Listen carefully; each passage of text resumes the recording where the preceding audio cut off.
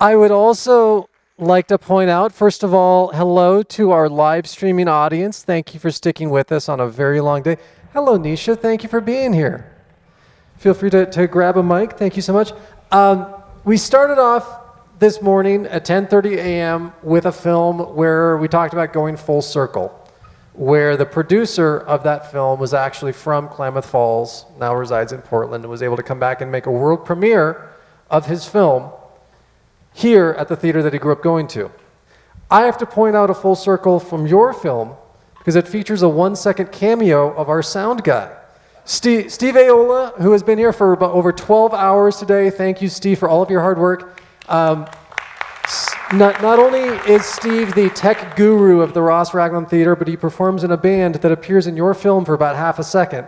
And I pointed it out to him, and he was looking down. He wasn't looking at the screen, so he missed his big cameo moment. So I just want to point out, we're going full circle again because our intrepid tech crew was in your film to end the day after we started the day with someone who grew up coming to this theater. So thank you, Nisha, for being here. Thank you for this extraordinary film. I do have one quick announcement, and then we absolutely want to talk about your film. I just got notified a minute ago that tonight, due to unforeseen circumstances, Klamath Basin Brewery has been forced to close tonight. That's where we were going to have our after party with food and drinks, but kitchen staffing issues, they've been forced to close. So we instead, all of you here who would like to join us afterwards, we're moving to the Basin Martini Bar, which is only 1 block away. For those of you who were with us yesterday, we went there last night. It's right next door to the Daily Bagel where we had breakfast this morning. In your gift bag, there is a 10% off coupon for Basin Martini Bar. So grab your gift bag, pull that out, and please join us when we're done talking here for some food and drinks tonight. And very sorry for the last minute notice. I just was told a couple of minutes ago. So very sorry for that. And unfortunately, for a few of you, it is 21 and over only. And I'm very, very sorry about that. Nothing I can do about that. Now let's talk about something more pleasant, the Almeda fire and the thousands of homes that were lost. Nisha, this fire, this incident, and this film touches home for so many of us here in Southern Oregon. But it's interesting that as someone who has resided in Southern Oregon, your first thought was that when this just happened, not whether it was coping with the trauma, but your first thought was, I need to grab a camera and document this. Did you know immediately that you were going to make a film about it, or did you just feel like it's important that I capture this? Maybe try this one instead, or Steve? This one's powered on. Try this one instead.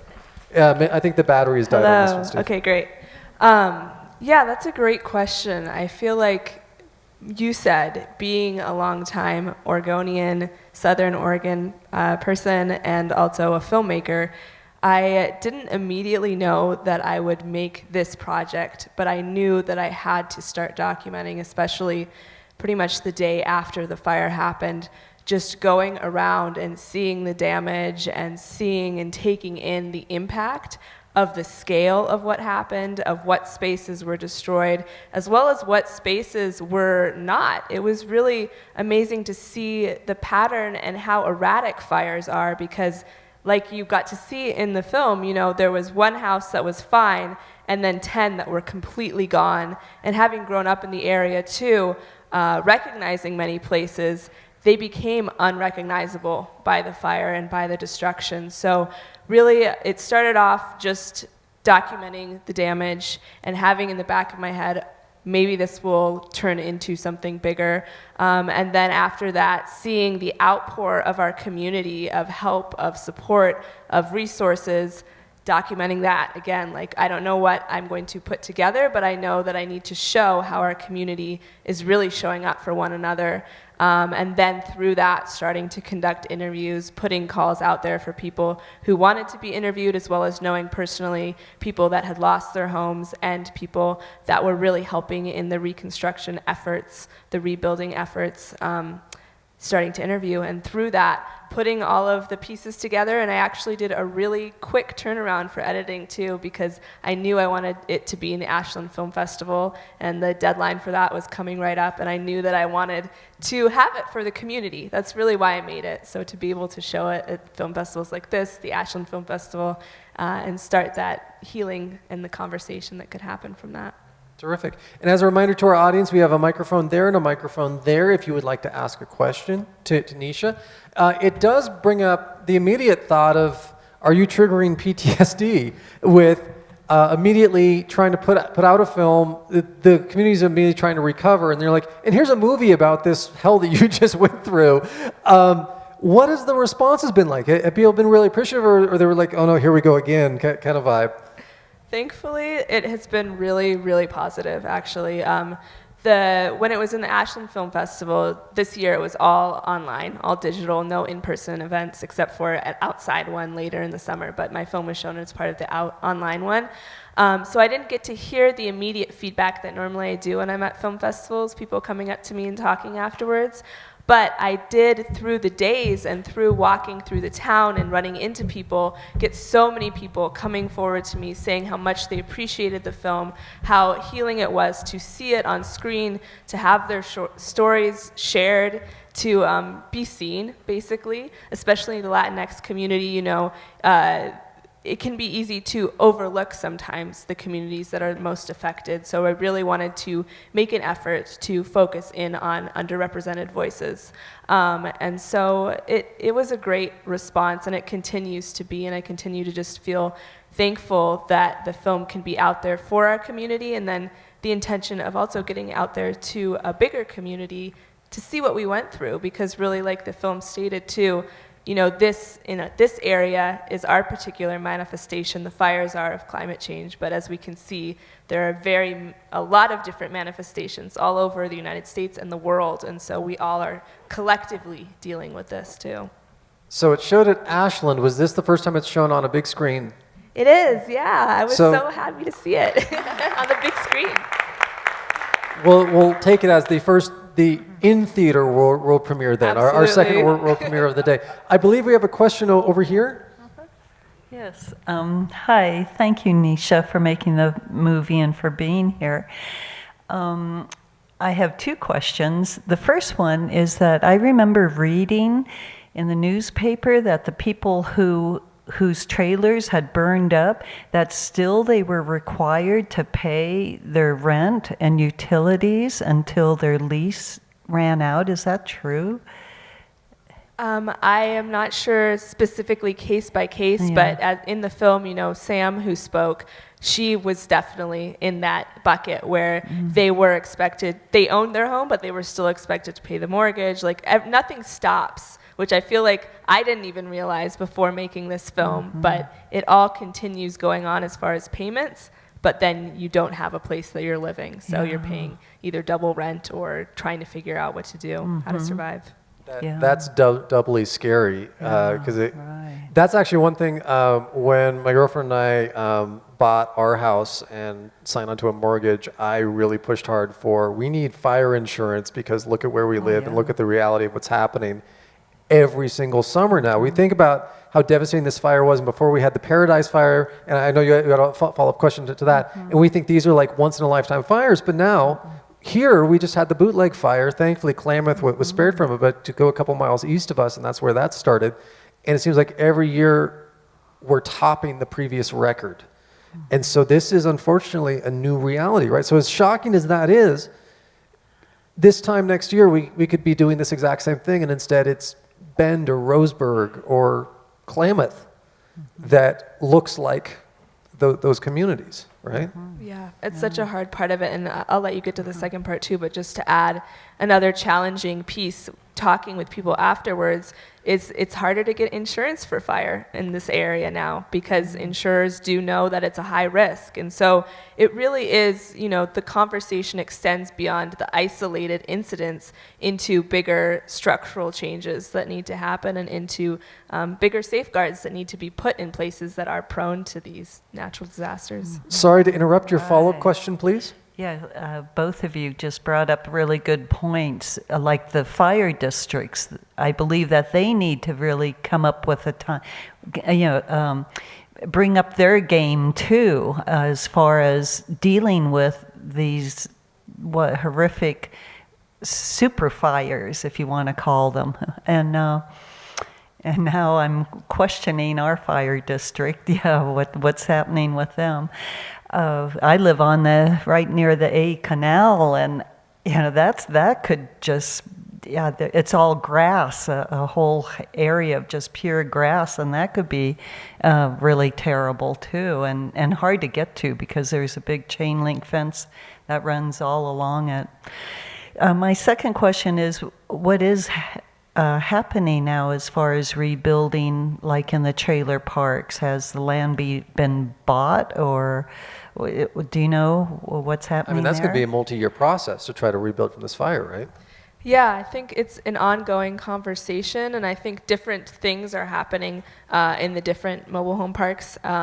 So I don't know the full answer to that, but I know in some cases, unfortunately, the land is very valuable, and especially in Southern Oregon, it is increasing to be an in-demand place to live. And so in the land being cleared, so to speak, by the fire, there is this conversation around not wanting developers to come in and take advantage of that opportunity to put more expensive houses in place of where the affordable housing was. And so I think there is a lot of really great conversations happening and initiatives being put forth to ensure that affordable housing still exists in the Rogue Valley.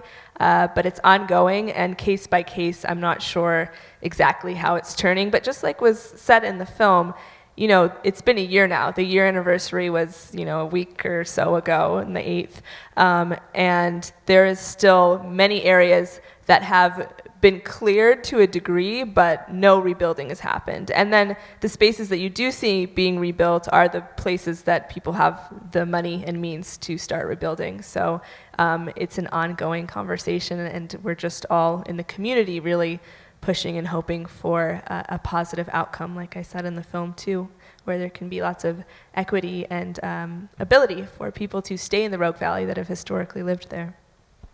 As a quick little aside, I mentioned earlier today, at last year's Klamath Independent Film Festival, one of our filmmakers lost their home a week before our festival. And so we held a cable drive last year for them, because as filmmakers, we know we have 1,000 different adapters and cables and wires for that little thing, and you never think about it. They grabbed their hard drives, they didn't grab all of their cables, and all of a sudden, what do you do with all of your stuff when you don't have HDMIs and RCAs and coax and everything else? Their son made a film this year, and so tomorrow during our K through 12 category, which we start tomorrow morning at 10:30, one of our films is called Burning Up, and that is done by Ash Williams, who is the son of our filmmakers who last year lost their home in this fire. So yet one more kind of opportunity to kind of go full circle on things. So please join us tomorrow for our K through 12 student category. I believe we had a question over here. Yes? No? Maybe? Yeah, totally. Hi, thank you for coming and sharing your beautiful filmmaking. I was curious, it's kind of a two-parter. One, are you going to be following the reconstruction happening? And also, do you kind of see yourself, as this fire becomes sort of a perennial issue that's never going to go away, just going to get worse and worse, do you see yourself following that through the years, through the decades, and seeing how it progresses or how it changes in different parts of Southern Oregon? Yeah, that's a great question. I think naturally living in Southern Oregon still, definitely as both a resident and as a filmmaker, I will continue to follow the unfolding of what happens, the reconstruction. I know people, with documentaries too, really do appreciate seeing follow-up cards afterwards, knowing what happened with the different people in the film and with the area as well. So that could definitely be something in the future. Like we're saying, it may take 3 or 4 more years, but as the rebuilding happens, to do a little bit of a follow-up or to see how it all came through and how we all got it all the way through the arc. You know, as a documentary filmmaker, you are with the piece and filming and documenting it for as long as you are, and then you get the story that you get out of that, and it's really this co-creative process with your interviewees and also with the subject matter itself. And so in a way, it does feel like this story still is unfolding. It's not obviously by any means finished. So I think that as things progress, probably I definitely will, I'll be in it, I'll be living there, I'll still be seeing and witnessing it all, and it would be great to be able to give a little bit more at the very end as far as what happened, how it turned out. So yeah, that's a great question, and definitely will be in the process of it. Since you lived so close to it, did your home escape the fire? Yeah, I live in Ashland, and Okay. so the fire started in Ashland, but then the winds carried it to Talon and Phoenix. Okay, but you spent a lot of time in Talon and Phoenix. As a documentary filmmaker, your job is to be behind the camera and just show what's happening. But as you were on scene, experiencing that, going through communities that you knew so well, what was your experience like? Thank you for asking that. Yeah, it was definitely one of the more challenging documentaries that I've made because of the emotional component, because of being so close to the subject matter. In the interviewing process, in who I approached, who I asked to interview and how I asked, I was very sensitive around that because, for one, it's such a tender, intense, traumatic experience to lose one's home, and it was relatively fresh after the fires had happened, like I was saying, that I started filming. So I wanted to err on the side of being overly cautious rather than pushing somebody to interview with me or asking certain questions and inducing more trauma by the interview process. So in the interviews, definitely feeling a lot of emotions, but also needing to pull out these answers and really hear their stories. And then in the editing process, especially watching the footage, as a filmmaker, you review the footage, you review the interviews thousands of times. And so just continually seeing it, seeing the devastation, seeing the loss, experiencing that trauma of having that happen over and over again in the editing, I definitely had to take a lot of breaks, and I had to go do happy things and oscillate out of it and then go back into it. But really it did feel like a way for me to give back to the community and to share their stories. And so that's kind of what propelled me forward, even in those moments where I personally was feeling shaken by having to edit it all together. Fantastic. Do we have additional questions in the audience? Yeah, it looks like we have one over here. Yeah, I was just wondering about wildfire management. Have you talked to any Forest Service people about maybe changes in strategy? I know in the film he talked about the fire suppression that's been happening over a long period of time. Has there been real significant changes or discussion about that? Do you know? I personally haven't been as in on that conversation, but I do know that it is happening very actively and continually. And I do know that the questioning of suppressing the wildfires or how to manage it, and then also the combination of the intense droughts that we've been having, the lack of moisture, and the giant fires that are happening. I think it is this ongoing conversation that really is kind of, I know this is the most overused word, but it's so unprecedented the times that we're in right now. And so I think that figuring out how to manage these wildfires is obviously top of priority on a lot of people's minds, but there's no clear answer right now. Up until very recently, my day job wasn't as running this organization, but was actually as a reporter for the local newspaper. And so I've been a part of those conversations and covering that. And that is a very proactive conversation about, as the science has evolved in trying to figure out how to better manage forests, we got to a point in our history where we decided, let's just put out every single fire. And the reality is that forests, as part of the natural ecosystem, are supposed to burn. But when we knock it out of that regular pattern by suppressing every fire, that's when we get the more larger catastrophic fires as a result. And so now they're trying to take measures to try to allow certain burns to happen within the natural cycle that's supposed to occur, while closely monitoring to make sure that small fire doesn't turn into the catastrophic fires. And that's still a very ongoing process. But there's a lot of work being done in that field.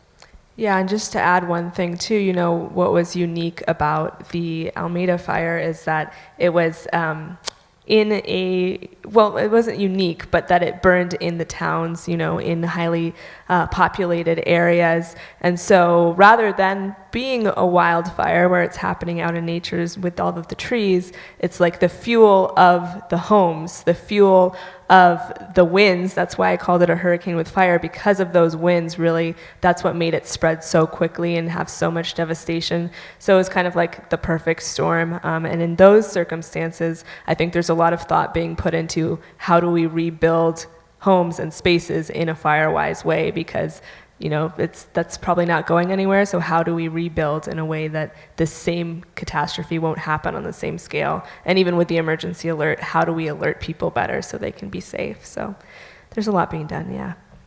Any final questions for Nisha? Do they know how this fire was started?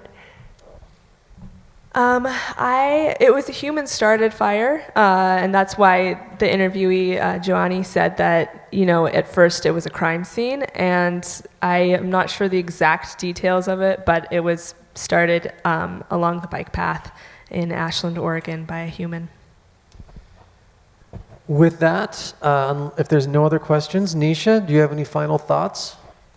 Well, thanks so much for having me here, and you know, I'm just really glad to be able to see it on the big screen for the first time and to bring it to the Klamath community and just show it in this area, show it as much as I can in Oregon and beyond, because it really does feel like that's the purpose of this project, is to have these conversations be ongoing and make sure that we do all rebuild together and have hope too. That's really the end note that I wanted to leave off on, even though it was such a devastating loss and such a big impactful tragedy that happened to our area. Our community really did show up for one another, and all of my interviewees commented on how caring people were even in the moment of crisis. They were like stopping at the stop sign, letting somebody go through, and then like, you know, following all the traffic rules and caring about each other afterwards. So I really do feel like Oregon in general is such a loving place, and we will get through whatever we have to face all together. So I'm really happy that that was kind of an end note that all of my interviewees brought through. So thank you.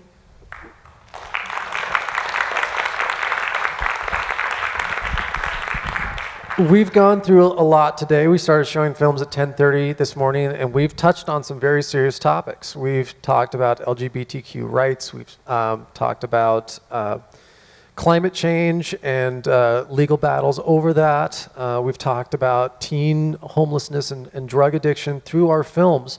In this one now, the ultimate goal, I hope, is that whatever side you stand on these issues, that it, if nothing else, it sparks a conversation.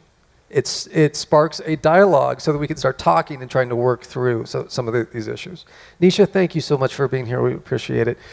So that concludes day 2 of the 2021 Klamath Independent Film Festival. Thank you, everyone, for sticking around. I know this was a very long day. We will start back here tomorrow morning for our final day, starting with our K through 12 block at 10:30 in the morning. As a reminder now, everyone here in the theater and all of our filmmakers are invited to come join us for some drinks afterwards at the Basin Martini Bar, which also has food. I know it's been a long day. It's right around the corner, only about a block away. Open up your gift bags, and you have a 10% off coupon in the Basin Martini Bar. I know we were planning to go to KBB, but this place has some amazing mixed drinks and some quality food. So please come join us, come hang out for a bit, get a chance to meet some of your fellow filmmakers, and get a chance to talk to them about some of their films. And hopefully with our audience will come back tomorrow and get a chance to see some of the films from some of our filmmakers who are here and haven't had a chance to be up on the big screen yet. Thank you, everyone. Thank you to our live streaming audience who is joining us. We hope you enjoyed our feature films, and we hope that you come back tomorrow to see our short films. Thank you very much. Have a wonderful night.